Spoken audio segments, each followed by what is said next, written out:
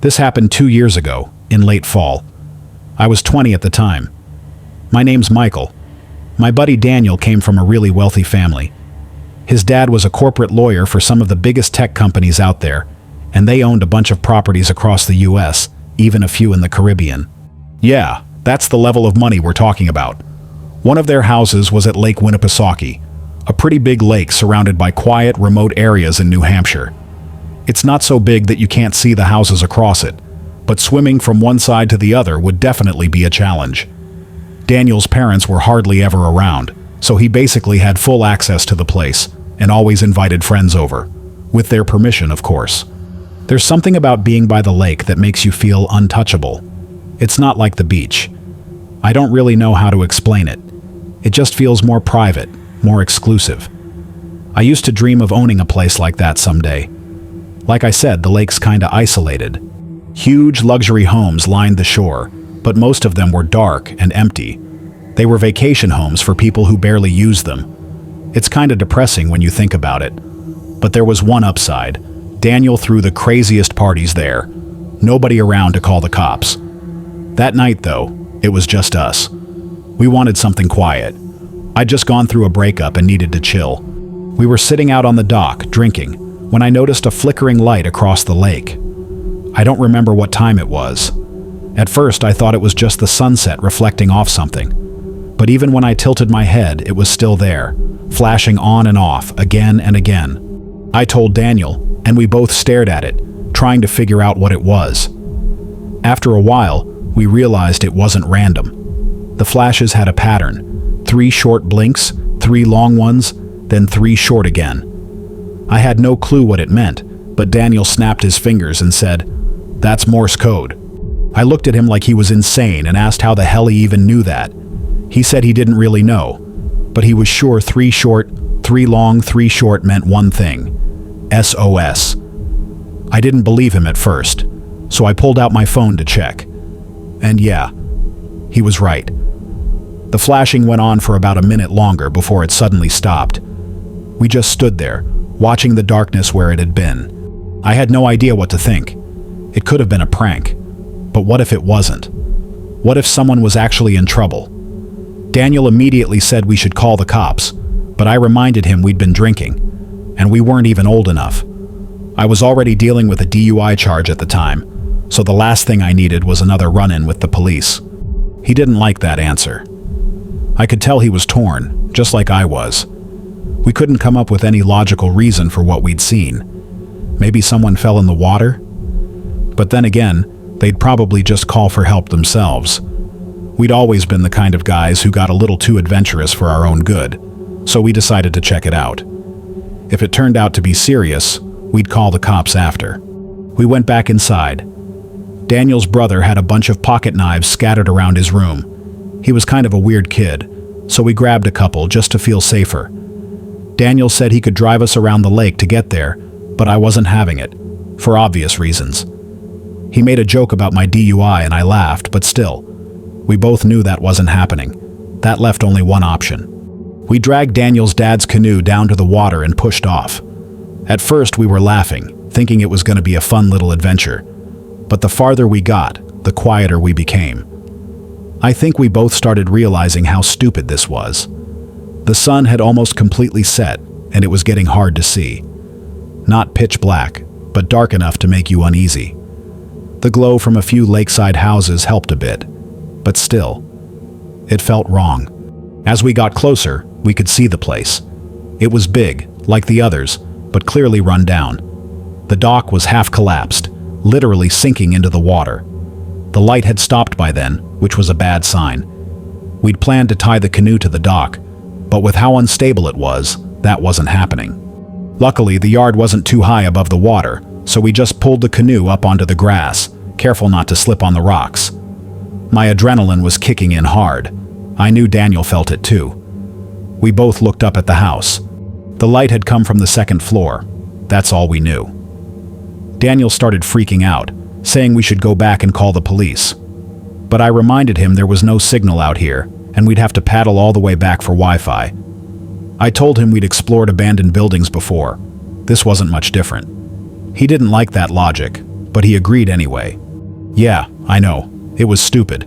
Everyone I've told this story to says the same thing. But I've never been great at making smart choices. Neither had Daniel. We didn't go to the front door. That would have been suicide. Instead, we snuck around the side until we found an unlocked window and slipped inside. The place was empty, not just abandoned, stripped bare. No furniture, no trash, nothing. No sign that anyone had ever lived there. We moved carefully through each room, looking for the stairs. Every room was just as empty as the last. Eventually, we found the staircase and started creeping up. I remembered where the flashing light had been, so we followed that direction down the hallway until we found the room. I pressed my ear to the door. Nothing. I looked at Daniel. He nodded. I slowly pushed the door open. The room was empty, except for one thing near the window. I tiptoed over to it and realized what it was: an old film projector. It was pointed straight at the window, and right then, every alarm bell in my head went off. It was a trap. Someone had seen us. Someone set this up on purpose. Daniel must have realized it too, because the next thing I heard was him sprinting back down the hall, not even trying to be quiet. I didn't think twice. I turned and bolted after him. As we tore down the stairs, I heard a door, maybe a closet, slam open from the room I'd just been in. Then came footsteps. Fast ones. We flew down the stairs and out the same window we came in through. Daniel jumped first. I was right behind him. As I climbed out, I heard those footsteps again, pounding down the steps behind me. I didn't even look back. I just ran, straight for the water where the canoe was supposed to be. Daniel was already there, cursing under his breath. That's when I saw it. The canoe was gone. I turned around, and from the side of the house, someone was running straight at us. They were fast. Too fast. I couldn't see them clearly, but they were big. Definitely an adult.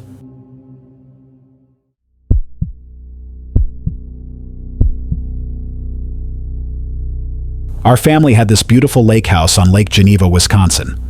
We'd only visit for a few short weeks every year, usually during peak summer. It was a cozy 2-story place with a steep-roofed attic that overlooked the water. When my brother Lucas and I were kids, we used to sneak up into that attic all the time. We'd roll out our sleeping bags and pretend we were camping. Sometimes we even brought our little poodle, Sparky. There was this tiny window that faced the lake. We'd peek through it and watch everything going on down by the dock. We loved spying on people swimming, fishing, or just hanging around. But by the time we hit 13 or 14, we were both too tall to move around in that cramped space. The attic campouts stopped. It was kind of sad, honestly. It felt like the end of something. A few years later, after our grandparents passed away, my parents inherited all their stuff. We had room for the big furniture downstairs, but the attic slowly turned into storage for boxes full of small keepsakes and memories. My parents, David and Sarah, couldn't bring themselves to throw any of it away. Those were the last bits of their parents' lives, and putting everything up there was bittersweet. Sad, but also comforting, like we were still keeping a piece of them close. For me, that time marked the real end of my childhood. As the years went by, it got harder for us to visit the lake house. Between my college schedule and my parents' work, we were lucky if we got a week off together. Mom and Dad didn't want to rent the place out for long stretches. They were afraid someone might damage the antique furniture or steal family things. So for most of the year, the house just sat there, watched over by a gardener and a maintenance guy. Then, in early 2020, my parents met this elderly Navy veteran who restored wooden furniture for a living. His name was Mr. Wallace. Dad ended up renting the house to him for a year. He was this thin, frail-looking man with a rough white beard and a raspy voice that honestly gave me chills. We all thought he was a little creepy. But Dad, who was also a veteran, felt some kind of connection with him. He said Mr. Wallace deserved a decent place to live. Mom, Lucas, and I weren't thrilled, since it meant no summer trip that year, but we knew the extra rent money would help with my college tuition. So we let it go. Even though my parents trusted him not to burn the place down, they still checked in from time to time through the gardener's reports. Dad just wanted to make sure everything was okay, and that Mr. Wallace wasn't having any accidents. It seemed like a perfect setup. For a while it was. But then, around November, The gardener called Mom, sounding uneasy. He said he'd often see Mr. Wallace sitting motionless on the porch, just watching kids playing near the lake. He also mentioned other things, stuff he didn't even want to say out loud. Mom was furious. The idea of that old man watching children from our house made her sick. She kept pushing Dad to end the lease until he finally gave in. I still remember Mom yelling that we were enabling a potential predator. When the lease ended in early 2021, Dad tried to handle it gently. He told Mr. Wallace that the house needed major renovations, that there wouldn't be power or water for months. The old man didn't argue. He just packed up and left.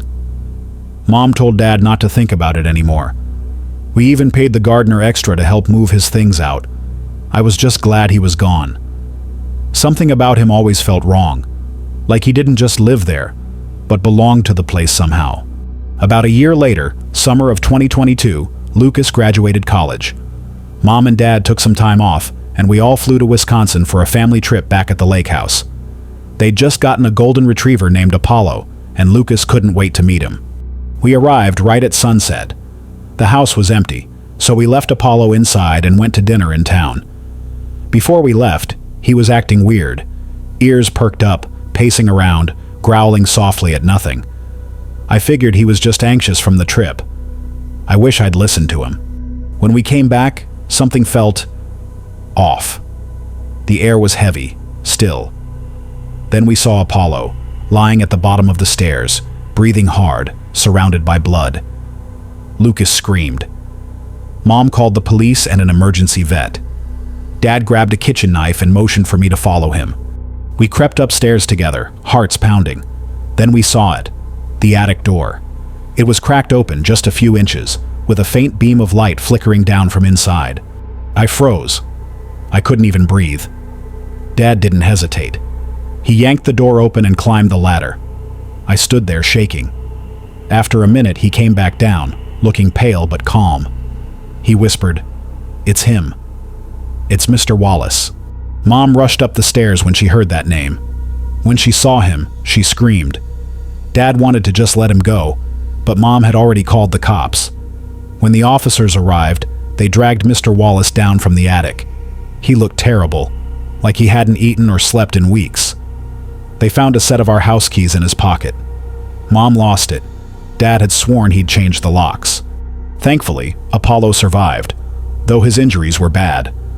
Dad refused to press charges. He said the man needed help, not punishment. Mom didn't see it that way, and they fought about it for weeks. I still don't understand why Dad felt sorry for him. That man had been living above our heads, watching, waiting, maybe even sneaking around. It's been about a year since it happened, but every time I think about that attic, I swear I can still hear faint footsteps up there, moving just above the ceiling.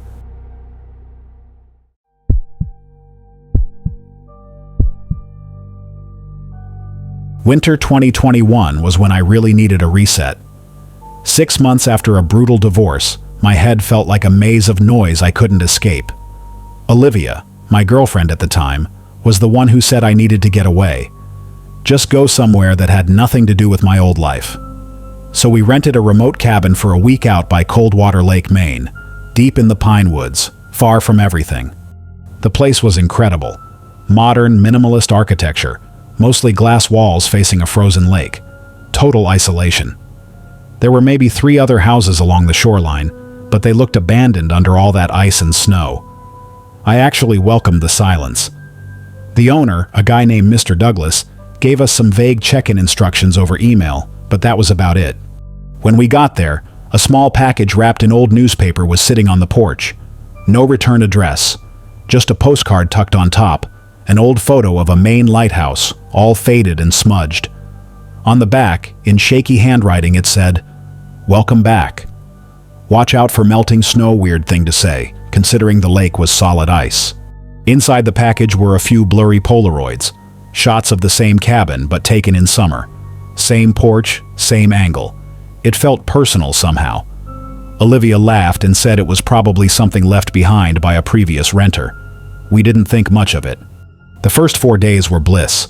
We went snowshoeing, read books by the pellet stove, and just let the world shrink down to the sound of soft, endless snow. No wind, no noise. It was like living inside a snow globe, perfectly still, perfectly quiet. The main bedroom was upstairs with a huge window overlooking the lake. We'd fall asleep under thick blankets, listening to the gentle hiss of falling snow. There was even a skylight above the bed, so you could see faint stars when the clouds broke. On the fourth night, around 2 a.m, I woke up to a strange sound. A dull thump-thump, repeating, like someone hitting wood out in the distance. It was faint, almost buried by the wind, but it had a rhythm, too steady to be natural. Snow was coming down hard now, almost a blizzard. I slipped out of bed and went to the window. Through the white blur, I saw a shape on the lake. Not a snowmobile, just a tall figure in a dark hoodie, standing dead center on the frozen water, maybe 100 meters from the shore. Then the figure lit a red flare. It flickered against the storm like a pulse of blood. Whoever it was, they started waving frantically toward our cabin, like they needed help, like something terrible had happened. I shook Olivia awake and told her what I saw.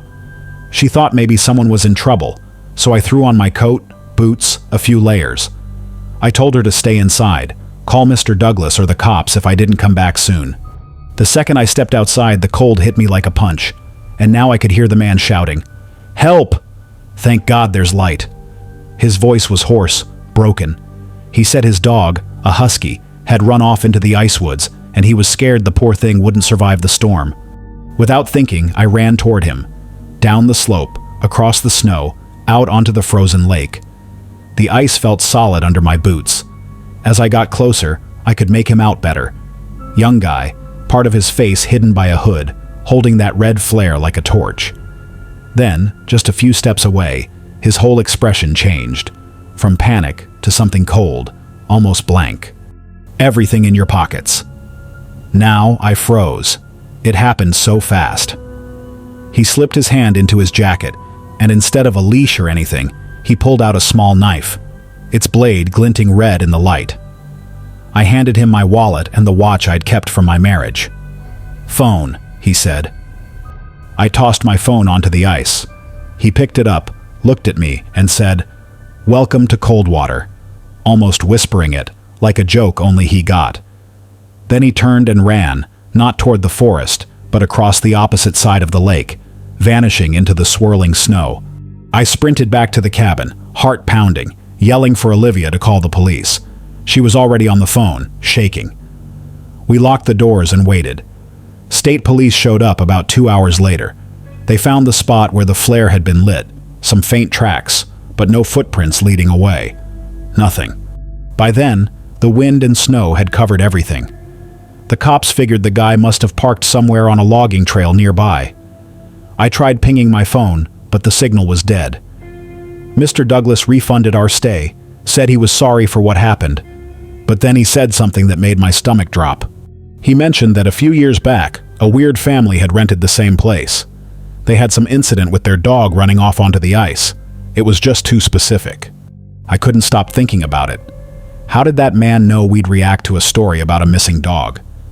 Why go through the trouble of lighting a flare and putting on that whole act, for a wallet and a phone? For a long time, I wondered if maybe it was my ex. She was clever, vindictive. But no, that didn't fit. What still chills me is the thought that someone out there had been waiting. Not by accident, not by chance, but watching, ready, and aware that we were coming.